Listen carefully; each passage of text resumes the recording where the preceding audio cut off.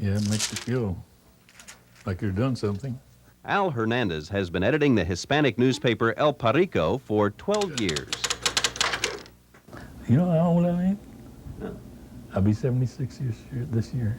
Al is a quiet-spoken man who became editor of the paper with almost no formal training. 'Cause I always had to work hard all my life. He had worked for railroads and packing plants until he retired. Then he found he had nothing to do. I don't have no hobbies to keep me busy. Like a lot of them say, well, why don't you do this and do that? You can learn. I said, yeah, but I wouldn't learn good enough to do it as a hobby. At home with his wife, Mary, they recall those days when Al retired. The first year was tough.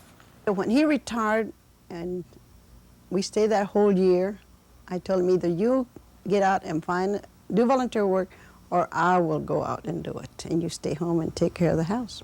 First year, she said, golly, you want to know everything I'm going to do. Who's on the phone, who came over and all that. Says, I'm not used to that. Says, I wish you were doing something to keep you away from the house. So I said, well, rather than go to beer joints, I'll find something to do. And as long as I'm happy, he's happy. Now, he's happy. It's nice when you hear somebody say, oh, I'm so glad you're here. It's helped us out in a way. So that's a little encouragement.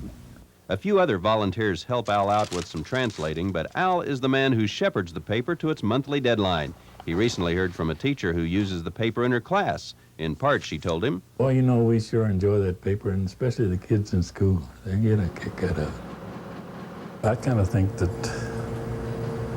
I'm doing something to help the community. Once a month, Al takes his paste-up copy to a printer's in Belle Plaine. It's another month finished. I'll call you just as soon as we're finished with it.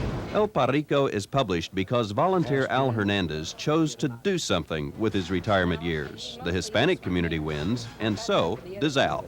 People that has moved away from Wichita have asked to have the paper mailed to them. It's going to 17 different states now.